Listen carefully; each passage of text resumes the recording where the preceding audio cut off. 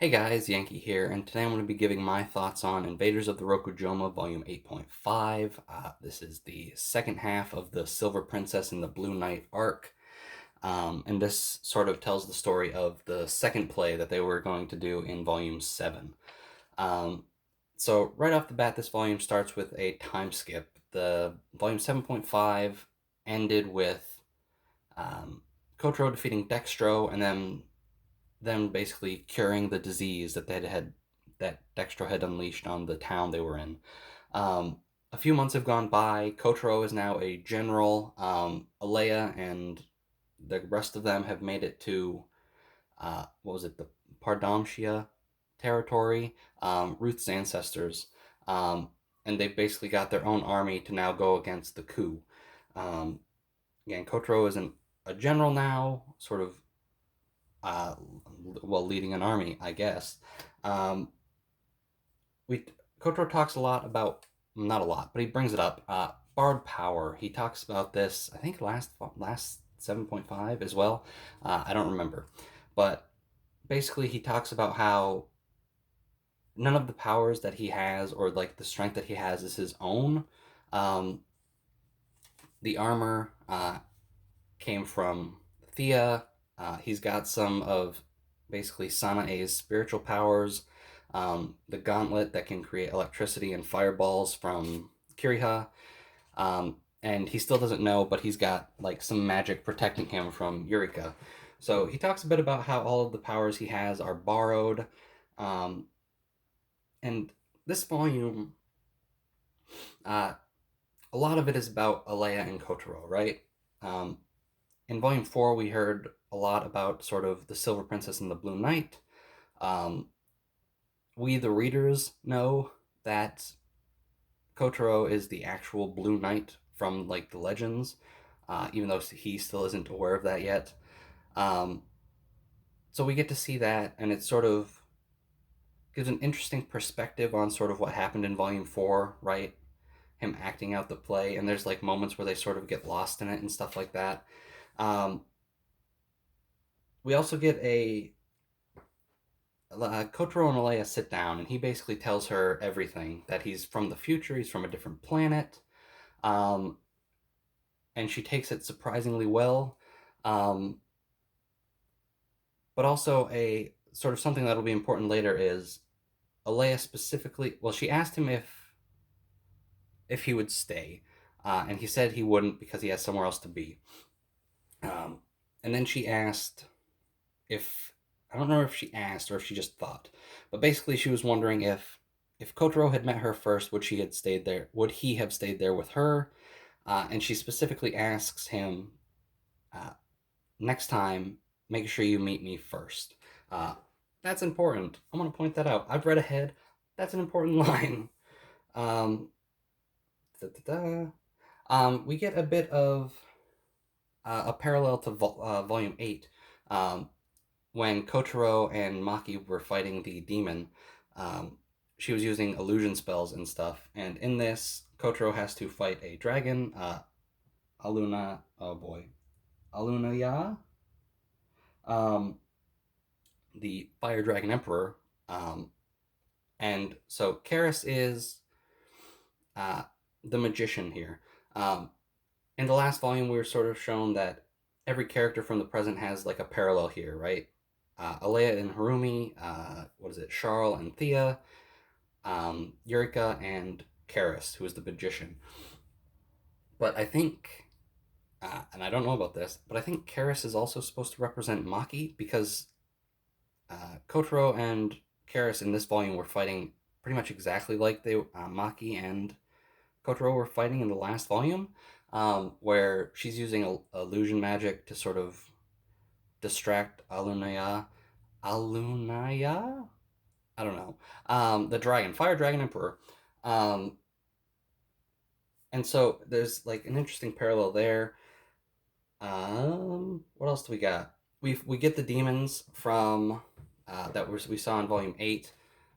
They are basically not real monsters. They're basically I forget what the name is, Grevinus, I think. The magician here, the evil magician. He says he summoned them from hell, and they're basically just uh, like magic mana that sort of formed a body, um, and we see them sort of get taken out quite easily. Um, Now, I don't have it written down in my notes for some reason. I don't know why I don't have it, but Alea gives Kotaro a new sword. Um, Signalton, the legendary sword, right? Um, we get sort of a little like ceremony, I guess. She brings him to like a little temple and gives him the sword, and she sort of puts like her life force into it, I guess. Um, and that sort of comes up in the final fight where uh, the villain Max Fern gets the sword because the sword is what is it? It's like the sword of kings or something like that. He thinks if you have the sword, you can rule the world, and that's sort of his goal. Sort of generic villain goal, but that's fine. Um, he gets the sword, and we see sort of him try to attack Kotaro with it, but because she put her life force into it, it basically crumbled away. Um, when Max Fern tried to use it, and then when Kotaro picked it back up, Alea put more of her life force into it. Um, so basically, that sword was in Volume 8. That sword comes with him to the future, and it's got like a piece of Alea with it, which sort of comes up at the last scene, which I love. But before we do that, um, Fire Dragon Emperor Alunaya. We fought him in like the middle of the book. He was sort of the final fight at the end, and he was basically like he's just a dragon because Fourth Orth had dragons at some point, um, and he was being mind controlled to basically do what Max Fern wanted. And the volume ends with basically him taken off, just leaving the planet, because dragons are like magical creatures in this, and so he's just getting off Fourth Orth, which is why they aren't there 2,000 years from now. Dragons aren't. Um, but yeah, we. This is a good volume. My notes are a mess. My notes are always a mess. Um, Alea's great. I also like Kotaro and Charles' relationship. Um, Clan, I didn't bring up Clan at all, but she's great in this volume. Um, these two volumes, 7.5 and 8.5, are really great. And it's a shame that they never got animated because I think these would be like if you just did like a couple movies, even just do part one, part two movie, it would be great.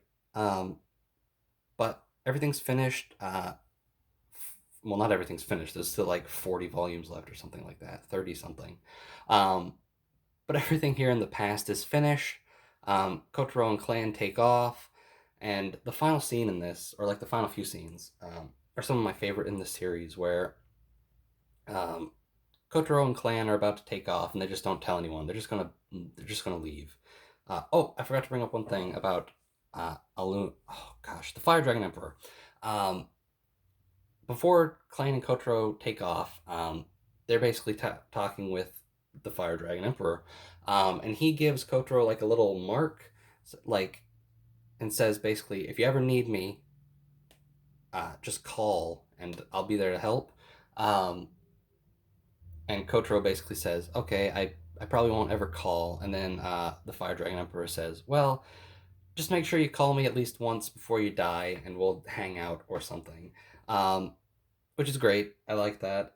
But anyway, Clan and Kotaro are going to take off. Alea and Charles realize that what they're doing, and they basically find them before they take off. And we get this moment where they're taking off in the cradle, which is Clan's little ship. And Alea says something to Kotaro, but he can't hear it because of the spaceship, right? The rockets or whatever. And they take off, and then next thing we know, we're back in the present. We don't know exactly how they got back. We'll get to that later in other volumes, but we're back in the present, and we get to the play because volume 7 ended with Kotaro showing back up, and they're like, okay, we got to finish this play real quick. And we get this really nice moment where they're they're doing the scene that had just happened, right?